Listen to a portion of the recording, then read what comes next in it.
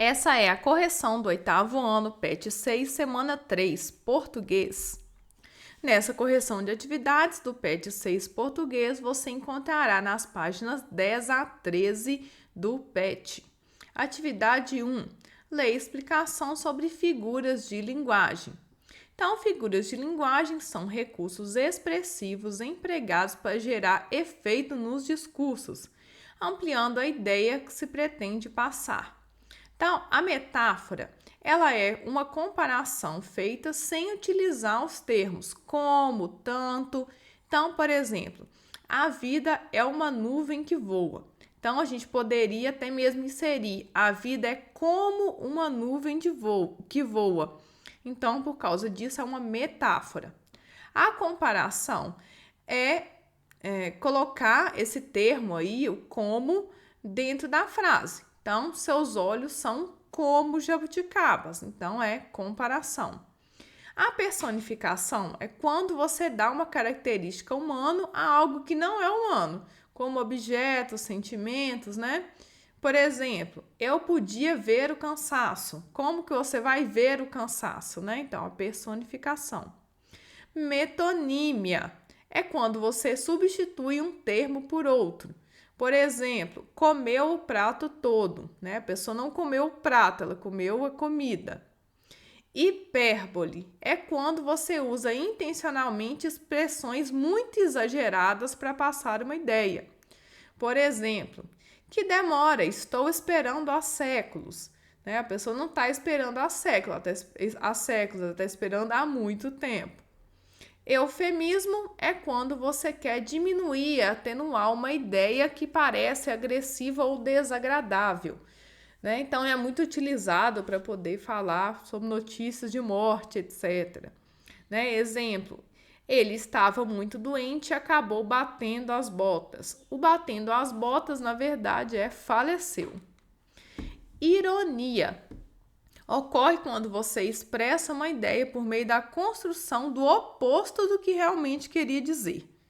Exemplo, não para de chover. Que ótima ideia vir hoje à praia? Né? Então, no dia que está chovendo muito, é uma péssima ideia ir na praia. Né? Então, está utilizando o termo oposto. Paradoxo é quando você utiliza duas expressões opostas de uma maneira que fica até ilógico. Por exemplo, ela achava o feio e bonito ao mesmo tempo. Então, como seria possível achar alguém feio e bonito ao mesmo tempo? A antítese é quando você utiliza duas palavras ou ideias com significados opostos.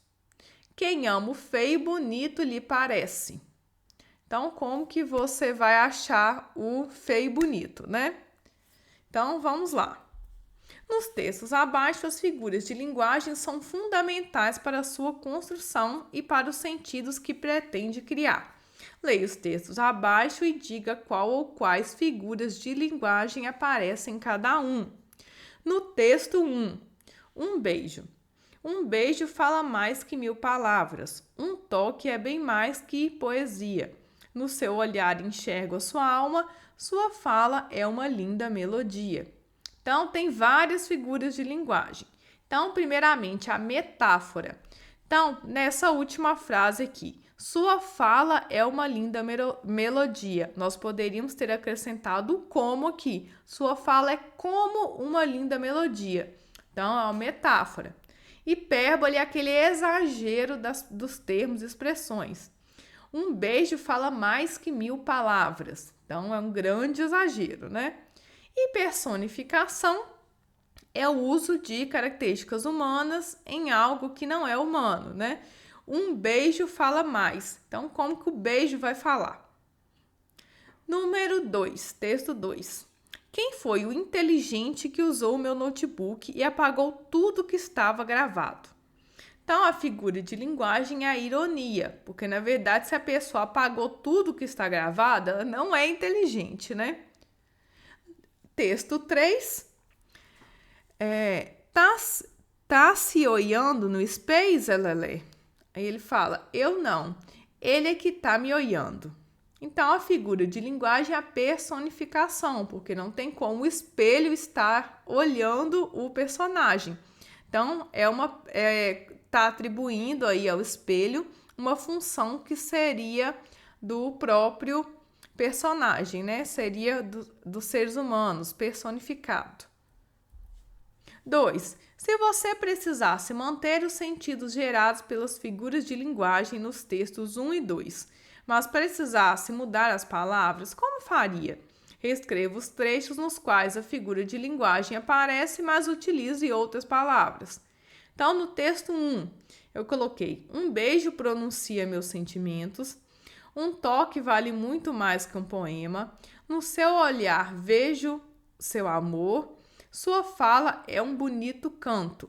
Então, vocês podem também criar variações aí dessas frases ou podem utilizar este que eu criei. Texto 2. Quem foi o gênio que usou meu notebook e apagou tudo que estava gravado? Então, nesse caso, a palavra era inteligente, né? Então, gênio dá a mesma ideia de inteligente. Então, você pode também utilizar uma palavra que é sinônimo de inteligente para colocar no texto 2. Atividade 2. Lê informação abaixo sobre variação linguística. Pessoal, vocês estão gostando aí da correção? Então, inscreva-se aqui no canal, clique no sininho para receber as notificações dos vídeos e dê o seu like. Então, variação linguística é um movimento comum e natural da língua. É uma variação na forma de falar, que pode ser forma culta, informal, poética, técnica ou profissional, científica, regional, dentre outras. Leia o texto abaixo e responda as questões a seguir. Aí tá mais lotado que o armazém do Nhô Barnabé em dia de fiado. Os peixes não são burro, preferem um lugar assossegado, sem povaréu. E é aqui que eu vou ficar. 1. Que tipo de linguagem foi utilizada pelo personagem da tirinha? Então, é a linguagem informal, são utilizadas várias expressões aí, né, no texto. 2. Que fator fez com que essa linguagem fosse empregada? Então, é a humildade, né, a origem da roça, podemos dizer assim, do Chico Bento, e a amizade com os outros personagens.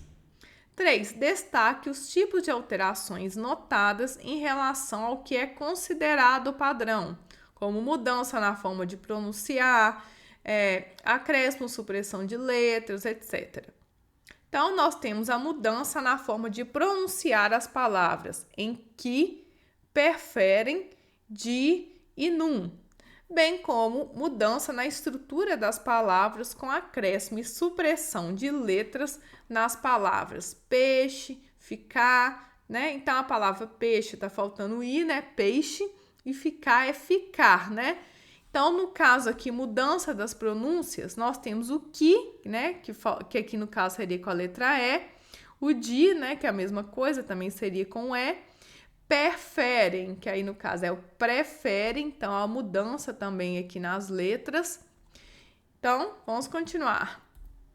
4. Você nota que as mudanças destacadas na questão anterior também acontecem em sua fala ou no modo de falar das pessoas de sua família ou comunidade? Pode dar um exemplo? Então, sim, essas mudanças são comuns, principalmente no modo de falar. Então, por exemplo, você, inclusive é muito comum aos mineiros, né, que a gente supriu a letra V, e o nós, que na verdade é nós, né? 5. Transcreva para a norma culta as falas ditas pelo personagem Chico Bento na tirinha.